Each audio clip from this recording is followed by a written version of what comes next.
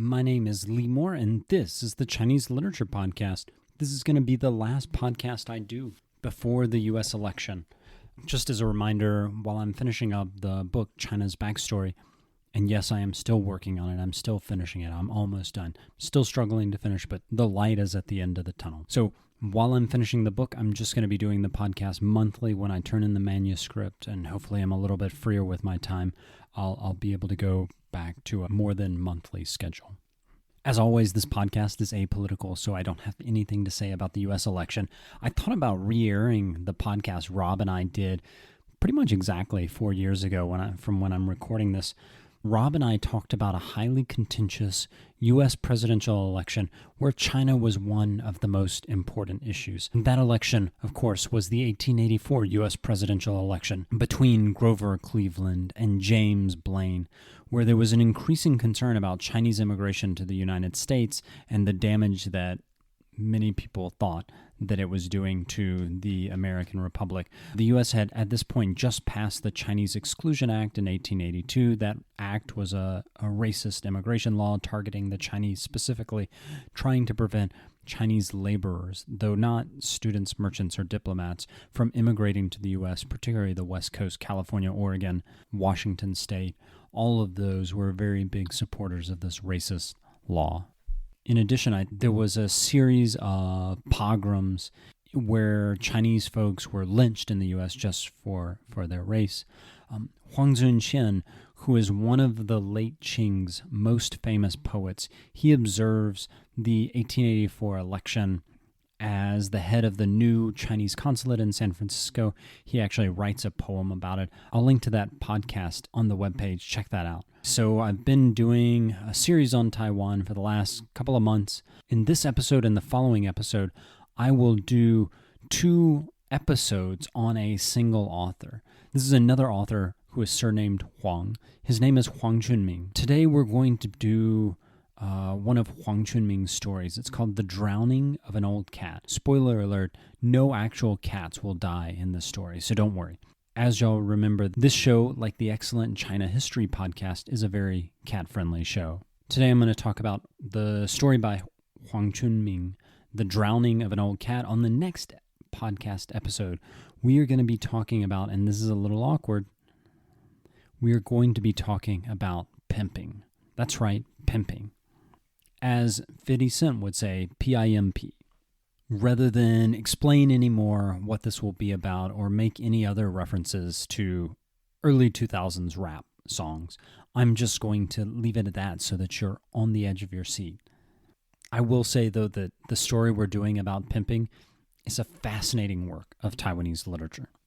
Okay, that's enough about the next episode. Let's turn to the subject of today's podcast, Huang Chunming and his story, The Drowning of an Old Cat. Who is Huang Chunming? We'll talk a little bit about his biography in this episode and then some more in the next episode. Huang is a leading voice in the nativist movement. That movement in Chinese is called 乡土文学.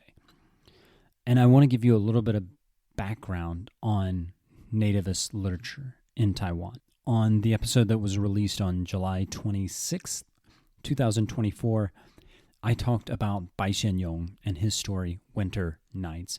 Bai Xianyong is the main author in the Taiwanese modernist movement. The Taiwanese modernist movement attempts to bring the modernist literary movement that happened in Western Europe and the United States in the 1920s. They want to bring that into Chinese literature. And when I say Chinese literature, I'm not using the term Taiwanese literature. The reason being because even though Bai Xianyong and all of the other Taiwanese literary modernists are in Taiwan, most, though not all of them, are born in China. They are part of the generation that comes to Taiwan in the 1940s. Their parents, generally, are in charge of Taiwan. They take over. They're a part of the dictatorial KMT government. These Taiwanese modernists are mostly from these mainland Chinese families who retreated to Taiwan during the late 1940s.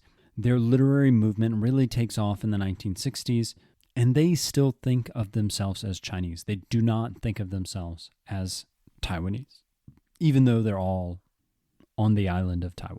Now, Huang Chunming and the nativists are a reaction against modernists like Bai Xianyong. The nativist movement takes off as a literary movement in the 1970s. The nativists, these writers, and they're not just writers, they are also the first successful Taiwanese political movement in the history of the post-1945 state that you have on Taiwan. So just a reminder, the history of Taiwan, the KMT comes into Taiwan in 1945 and takes over from the Japanese. The KMT rules Taiwan as a brutal, suppressive dictatorship from really 1947 until 1987, so about 4 decades. The KMT did not allow people to talk about Taiwan. Kids who spoke Taiwanese, the Taiwanese language in school, got beaten, and I mean that literally. The majority of adults today who went to school in Taiwan during the 1960s or 1970s have stories of their teachers hitting them because they spoke Taiwanese when Mandarin was the only thing allowed in school. I think I've mentioned this before. I studied museums. Museums in Taiwan could not talk about Taiwan. They really couldn't use the word Taiwan. That just basically wasn't allowed in museums until the 1980s, the 1990s. With the 1990s, you have the first free and fair presidential election coming in 1996. This is also when we see this identity of Taiwanese-ness really starting to blossom. The first people to actually plant those seeds that we see in the 1990s are these Taiwanese nativists, people like the author Huang Chunming. They're the first sprouts of this Taiwanese identity. The platform of these nativists in this Taiwanese literary movement is basically, we are going to talk about Taiwan. We are going to write in Mandarin, but when we do write in Mandarin, we're going to have Taiwanese words integrated into our stories. We're going to take as our subject local Taiwanese folks. We are going to talk about Taiwanese folks. This may not seem revolutionary, but if you remember back to the story that we talked about in July, Bai Xianyong's Winter Nights, even though the collection of stories is called Taipei Ren, that is Taipei people, there were no Taiwanese people in those stories. No one in Taipei people was born in Taipei, pretty much. I'm sure there were a couple, but it was mostly about people who had been born in China, who'd migrated over to Taipei and were living out this sad, pitiful existence in this faraway place, far away from where they should be, which is in China. So nativists like Huang Chunming, they're going to say, that doesn't work. This is a response. Modernists are mostly from China, not Taiwan. Nativists are mostly from Taiwan. I don't know of any nativist who's from China. There might be some, but I don't really see how that's possible. Nativists are from Taiwan. They write about Taiwan. None of the things that they are writing about in general are about China. The drowning of an old cat is a good example of this. This story is about an old Taiwanese man who protests some sort of construction work being done somewhere near his village. And I want to give a spoiler alert. I can't explain the story without giving away the ending. But if you don't want to know the ending, skip the next 20 seconds on this podcast. Okay, Huang Chunming's Drowning of an Old Cat is about a Taiwanese man who protests a construction job in his old village. He does this by drowning himself. So let's count the way that this story is about Taiwan. First off, it's about an old Taiwanese dude. Nothing is more Taiwanese than old Taiwanese folks. This isn't about young people who are more open to cosmopolitan trends. This is about an old dude. He's stuck in his ways. He doesn't want to change. He is a symbol of the Taiwanese past. Another way that this is about Taiwan, this old Taiwanese dude is protesting this development project. In the 1960s, a lot of those development projects, construction projects, were backed by the KMT government. Remember, the KMT is mostly made up of Chinese mainlanders who treated Taiwan in a manner that some folks describe as colonial. These economic projects were often opposed by locals. Locals did not have any buy-in, but the KMT would come in and literally and metaphorically bulldoze over the concerns of those local residents. Third, Old Cat. What is that all about? Old Cat is in Taiwanese slang for an old man or an old person. So this particular story is incorporating the Taiwanese language. It uses non-standard forms of Chinese that make sense in Taiwanese but don't make sense in Mandarin. This story is being written at a time when Mandarin is obligatory in public spaces. Like I said, children were literally getting beaten in school if they spoke Taiwanese. So in using this Taiwanese phrase, and there are lots of Taiwanese phrases sprinkled throughout Huang Chunming's work, he's kind of making this claim, this story is grounded in a Taiwanese identity. Fourth, so in the Bai Xianyong stories, there's the sense of the heavy weight of history bearing down on the characters, particularly Chinese history. It's just weighing everything down. In that story that I talked about in July, Winter Nights, the story is all about two dudes who were involved in the May 4th movement of 1919. They hoped that they would change China. They had this huge protest in Beijing. They wanted to turn China into a modern democracy. They failed. Communism took over. And these dudes and all of their protesting friends have become has-beens. They're washed up. Some of them died. Some of them have sold out to the man. Some of them have just become these kind of irrelevant professors, like our two main characters. They've just become irrelevant. They didn't change anything. They got jobs. They're struggling economically to make ends meet. They're really just pitiful characters. And that pitifulness partially derives from the way historically they had such great expectations and they completely bombed. They just failed to achieve anything. This weight of history is something that hangs over all of those short stories from Bai Xianyong's work, Taipei Ren, the people of Taipei, Taipei people. In one story, you have this Peking opera star performing their last night on some rinky-dinky stage in Taipei. They're thinking about how they used to be this opera star in Shanghai, but now here they are just in Taipei, and they're just barely eking out a living. They're getting old. Increasingly, they're less and less valuable. And I mean that literally. Their name on stage draws in fewer and fewer ticket buyers. In Bai Xianyong's stories, there's the sense that these characters might be in the history books. Even if they're only mentioned in the footnotes, they could possibly be mentioned in history books. The characters that Huang Chunming is writing about, there's generally a sense that these characters have not done anything historically important. These are characters who are expected to be forgotten, who are going to be ignored by the history books. They're not even going to be in the footnotes. In fact, I would argue that with Huang Chunming and his work, there's this rejection of the notion of history itself, or at least these grand narratives of history. This is both kind of postmodern, that's a very common move in postmodern literature, which postmodernity is really taking off in the West in the 1960s, 1970s. So I think Huang Chunming is right up there with other postmodernists, and it's entirely possible he's drawing that from this broader movement. But I think he's also tapping into something that's incredibly Taiwanese. This rejection of history is something that I think is baked into the Taiwanese psyche. There's this common notion in Taiwan, particularly among folks like Bai Xianyong, who were born in the mainland, who came over from the mainland. And they think that Taiwan doesn't really have a history, particularly when compared to China. That's true to a certain degree. Before the Dutch and the Chinese came and colonized the island of Taiwan, Taiwan doesn't really have a history, if we take history to mean stuff that's written down. And that's a technical meaning of history. Lots of people think history just means the past, but in history departments, you would usually say it has to be written down. History has to be written down. Otherwise, it's not history. It's prehistory. It's prehistoric. So we don't really have anything written about Taiwan until around 1600.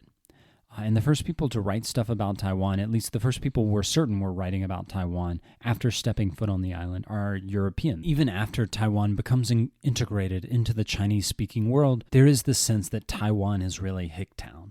No one wants to go there. It's the boonies. A famous Taiwanese historian, his name is Lian Heng, he wrote a book called Taiwan Tongshi, a general history of Taiwan. And in it, he says, one of the things about Taiwan is there's no good poetry.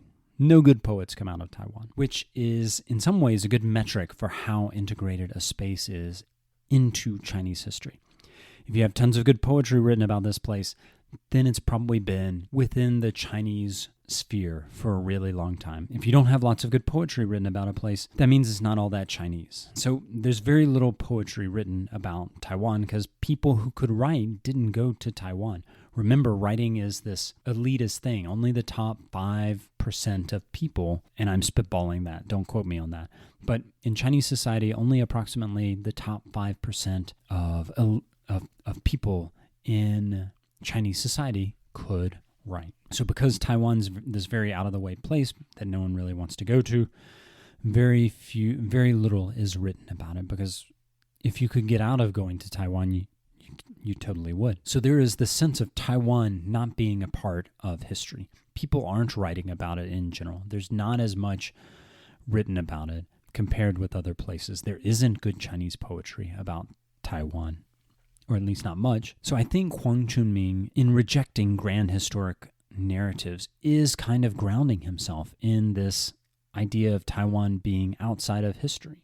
The teacher who actually taught me this story 10 years ago, she tells me one day, Taiwan has no history compared to China. And she's this interesting figure who embodies this kind of KMT elite. So her name is Wu Taoyuan. She's the daughter of a member of the KMT ruling class.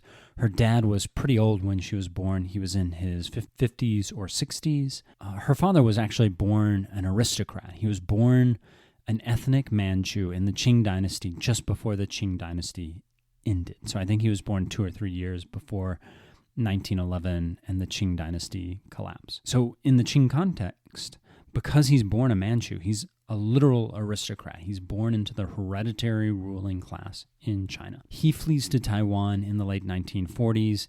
He finds another wife on Taiwan.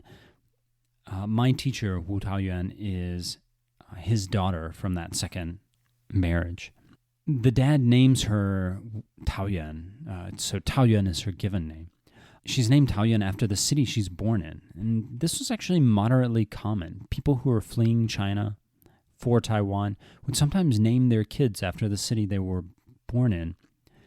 Of course, this is something you would never do if your family had been living in Taoyuan or in some other Taiwanese city for hundreds of years, because everybody would be named after that city.